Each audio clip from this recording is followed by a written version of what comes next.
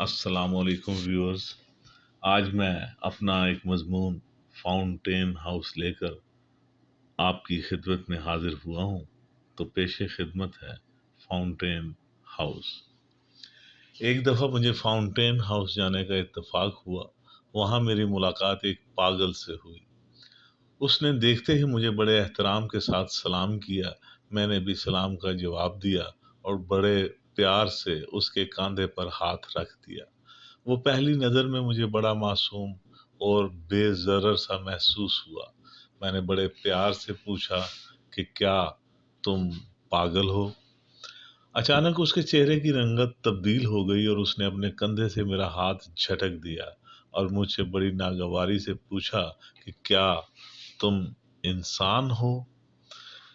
اس کے سوال نے مجھے ہلا کر رکھ دیا اور میں شرمندہ سا ہو گیا۔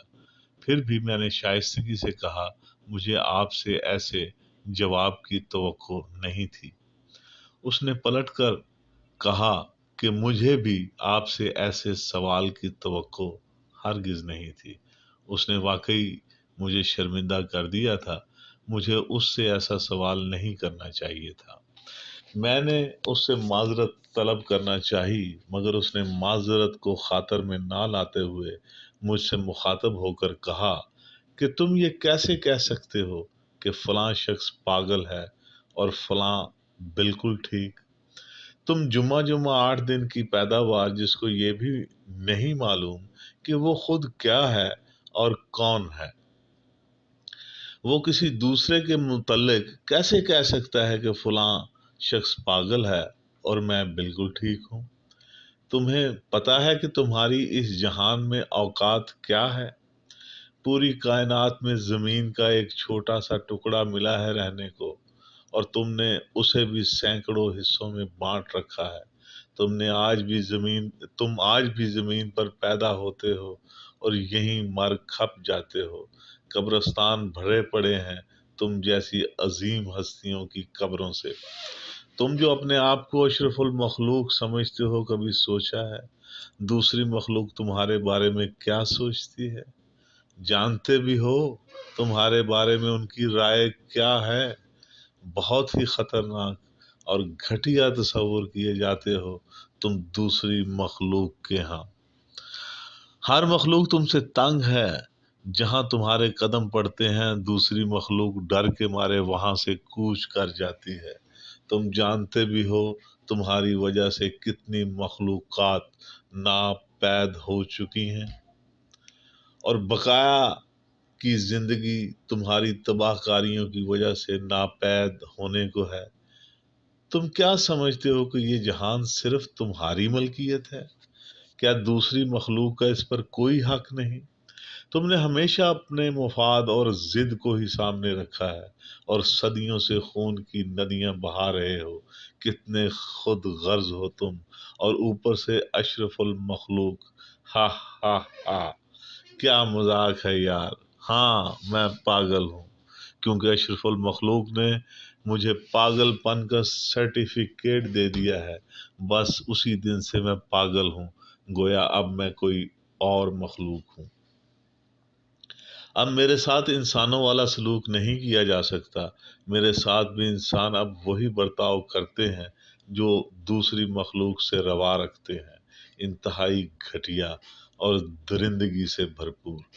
تم جانتے ہو کہ تم جیسے مہذب انسانوں نے ہماری پاگل عورتوں کو بھی نہیں چھوڑا۔ مہذب اور نارمل انسانوں نے انہیں بھی اپنی درندگی کا نشانہ بنا ڈالا اور انہیں حاملہ کر دیا ہے۔ کبھی سوچا ہے ان سے پیدا ہونے والے بچوں کا کیا ہوگا، جس کو باپ کا پتہ نہیں اور ماں پاگل ہو؟ وہ بچہ اس ظالم دنیا میں کیسے زندہ رہے گا؟ کیا بیتے گی اس کے دل پر؟ بہت ہی گھٹیا اور ظالم مخلوق ہو تم۔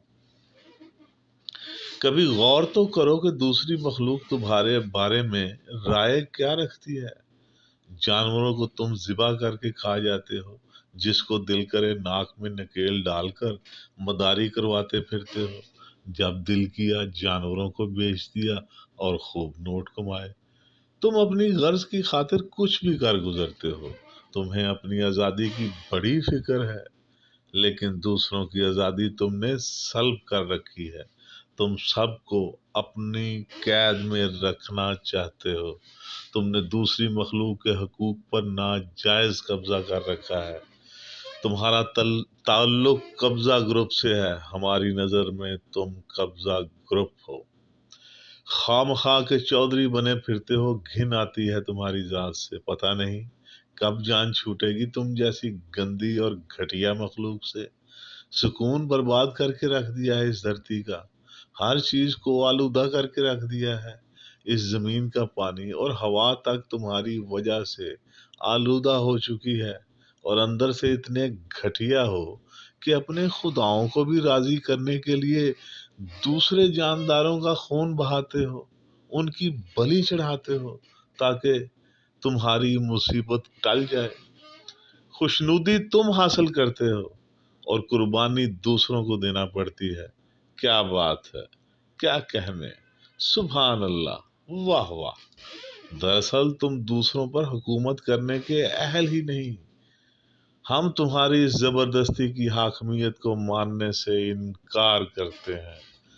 ظلم کے یہ ضابطے ہم نہیں مانتے۔ میں انقلاب لا کر رہوں گا۔ میں نے دوسری مخلوقات سے رابطہ کیا ہے، بڑا اچھا رسپانس ملا ہے، سب نے مل کر میری تائید کی ہے۔ وہ تو پہلے ہی کسی مناسب موقع کی تلاش میں تھے۔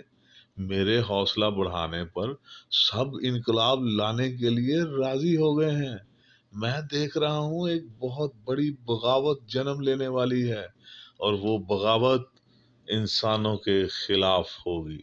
میں نے انسانوں کے خلاف سب کو اکٹھا کر لیا ہے۔ اب تمہاری بدماشی کے دن گنے جا چکے ہیں۔ تم اب بچ نہیں پاؤ گے۔ تمہارے لیے تو ایک وائرس ہی کافی ہے۔ یاد رکھو، تم جو اشرف المخلوق بنے پھرتے ہو، تمہیں صرف ایک وائرس تمہاری نسل کے خاتمے کے لیے کافی ہے۔ یاد رکھنا، ایک وائرس کی مار ہو تم۔